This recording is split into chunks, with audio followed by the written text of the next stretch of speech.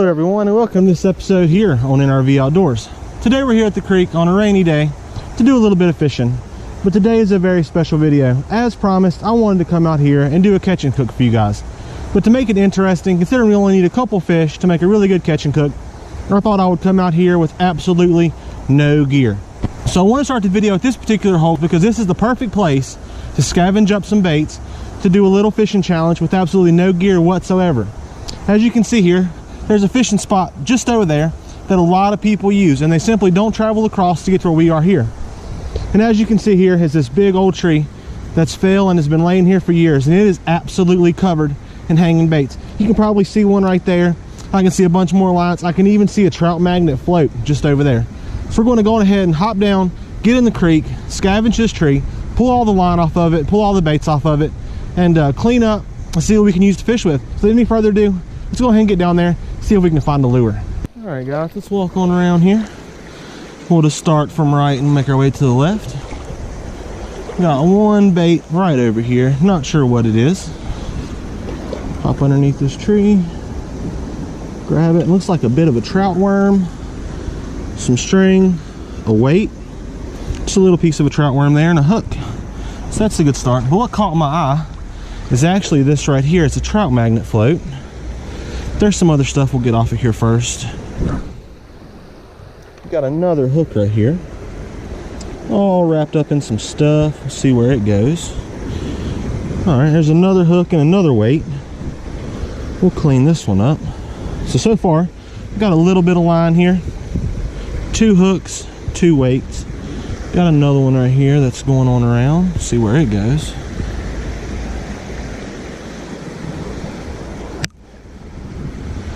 This one's just a great big chunk of line, but we'll get it up out of here. All right, I'm going to set all of these over here because the one I'm most curious about, and I'm actually seeing a whole bunch of line coming off of it, is this rig right here. It's actually a black trout magnet, it looks like. Yep, a black trout magnet with a black hook. Not exactly the color I would use, but it is a trout magnet. Looks like the line is in pretty good shape. We've got a float on there, pretty old and beat up. And it looks like a ton of line. All right, so I tell you what guys, let's go see if we can find us something to use as a rod, because I think this right here could be just what we need to catch a fish. All right guys, I don't know if you can see it, but right here looks like a Gatorade bottle. And I've actually used these to fish with before, and it's just pretty lucky that it was just piled up right here on the side of the bank.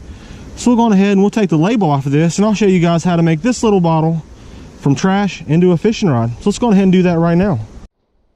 All right guys, so what we're going to want to do here is pull the label off of this old bottle here, just like so. We'll just pop that in our pocket. No need to litter any further. And then you can see this groove right here and another one right here. So all you do is just take your line. In this case, this is probably some monofilament. It's pretty heavy, probably 10 or 12 pounds. Not exactly ideal for trout, but we can make it work. As all you're going to want to do is just simply attach your string to your bottle in one of these grooves. All right guys, all I did here was I tied the string up here, and I'm just going to bring it down a little ways. I'm just going to run it in one of these grooves right here all the way up. Just keep on running it around and around. This does feel like some monofilament. It's pretty heavy stuff, but there was a lot of it. You could tell if they cut it free from just over there. So we'll rig that up. We'll put our float back on here. See if I can find it. Really worn out old float here, but still usable. We was able to clean up a lot of trash. Anytime you can do some scavenging for some baits and actually catch a fish with it and clean up the creek, it's always a good thing guys, and I highly recommend it. So there we go. We've got our rod and we've got our bait and we've got a float. So let's head right over here and I'll show you about how to cast this thing. What you're going to want to do to cast this thing is actually hold the rig in your right hand, give it a toss, and just hold the bottle out. And it just kind of goes out there a little ways. I'll tell you what we'll do. Now that we've got our bait and something to cast it out with, let's go over there and stand in that little spot over there and see if we can make some casts over here in order to make this little jug castable and have enough line to get it to where I think a fish may be, and see if we can get one for this catch and cook. All right guys, we slid over here to a little bit easier of a spot to do some casting. I'm thinking over here we can just pitch it out here into the current, let the current grab it. Oh, got my finger in the way there. Try that again. There we go, that's pretty good. We'll just give it some slack here, let the current grab it. Take it right on down the creek. I ended up connecting all three of those pieces of line together. And just to give us enough to get it out there just a little ways. That's all we've got right there actually.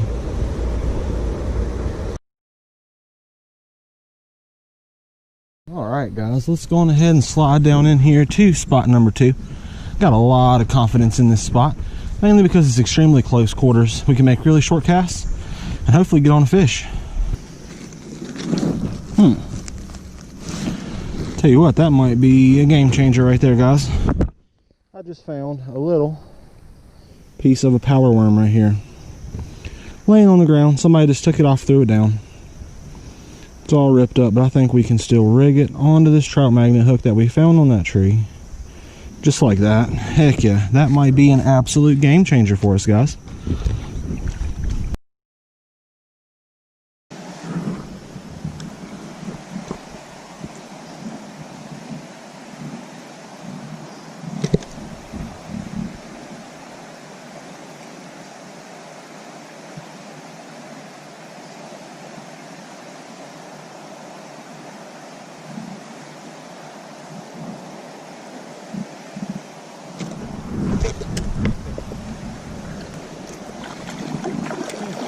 That's how you catch one on a bottle. He's a perfect little eater too.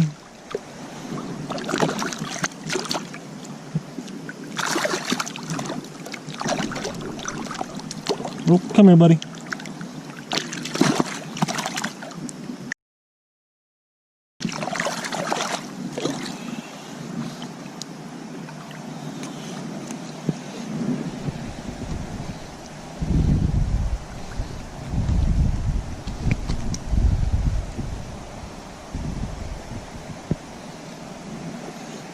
There we go, there's dinner on the old Gatorade bottle. Can't complain there. Alright guys, we got our gorgeous little rainbow trout here. He is dispatched and taken care of, so we're going to take him right up here and we'll do some filleting on him. Alright guys, we've got our gorgeous little rainbow trout here, and I'm going to show you how to fillet this fish. All you're going to want to do is make a line straight behind the gills here, just like so, until you feel the ribs. Then turn the blade of your knife down the fish, all the way down. You can feel the ribs and you can hear them all the way down through there, all the way till you get to the tail, just like so. And then simply flip your fish over, stick your blade just underneath the meat here, against the skin, and simply slide the meat off just like that. And there you go. There's a couple bones in here you'll have to pick around, but all in all, really beautiful fillet there. So we'll go ahead and flip our fish over here. Do the same thing to the other side here. Alright guys, we've got our fish fillets here all cleaned up, deboned, rinsed off, and ready to go. Was going to do a cook here, but unfortunately they took away the benches here at the setting section, so there's nowhere to do any cooking. So we're going to take these home, and tomorrow for lunch we're going to cook them up. It should be super good. We're going to do these with a home style chips, do the natural old fish and chips. It'll be absolutely delicious. So go ahead and stick around guys. I'll catch you guys tomorrow, and let's go ahead and do that right now. Then guys, we've got everything ready to do this catch and cook. As you can see here on our right, we've got our little propane grill here, already got it lit, got about 2 inches of oil in the bottom of this 8-inch pan here, and we've got our fish here. It's been soaking overnight in salt water, releasing all of that gamey flavor into the water and out of our fish to make it taste really good. Right here we've got an egg wash, 2 eggs mixed up really finely to where it's just all one color. And we've got our dry ingredients here guys. These are equal parts flour, cornmeal, and it's got some seasonings in there just to spice it up a little bit. And right here I've got just a very basic potato and a pillar. And this is all we're going to use to make our chips for this meal. Super simple. This is kind of the technique that's been used for years to make a really easy chips to go along for a short lunch that anybody can do really easily with just one tool. So without any further ado, while our oil's getting hot, let's go on ahead, let's do up our potato, get it looking nice and ready to be put in the oil as soon as it's hot enough. Alright guys, while we're waiting for our oil to get hot, all you're going to want to do is take your pillar and run it down your potato a whole bunch of times. And what'll happen is as you run your pillar down, you will start to literally cut off perfect little chips here. As you can see, just natural cut, and it's got the skin on. And all you're going to want to do is just work your way all the way around your potato, being sure to avoid your fingers, and just simply skin the potato all the way through. And what you'll end up with is a whole plate full of chips. So I'll go on ahead and speed this up for you guys, and we'll get it done.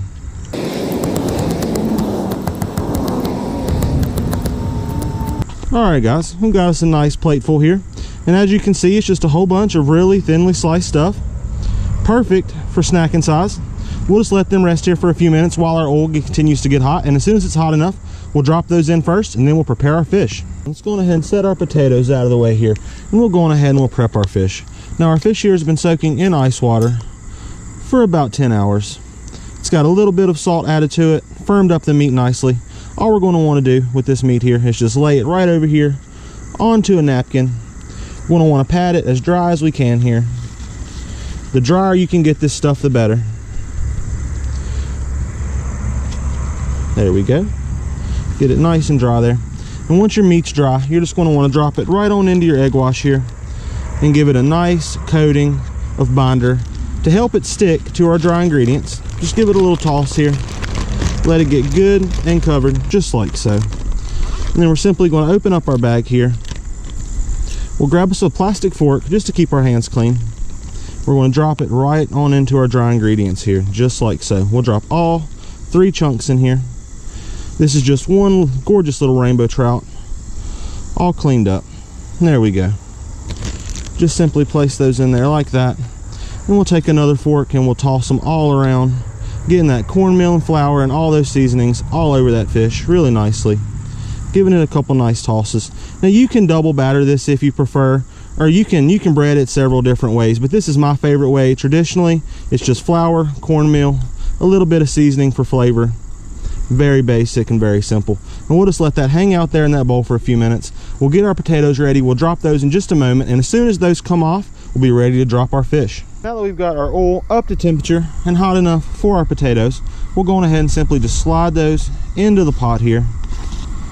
It'll take these guys probably 4.5 to 5 minutes to get crispy enough to be considered chips, but we'll just let them hang out in there. They'll rise up to the top, they'll float, and then they'll turn a beautiful golden brown color. Then they'll be ready to serve. So we'll let those guys hang out in there for just a few minutes, and as soon as they're done, we'll pull them out and we'll drop our fish in. It's important to regularly agitate these, because if you don't, they'll try to stick together. So just every couple minutes, go on ahead and stir them up good. Make sure nobody's sticking. That way they're all cooked up evenly and they all get that nice golden crisp to them.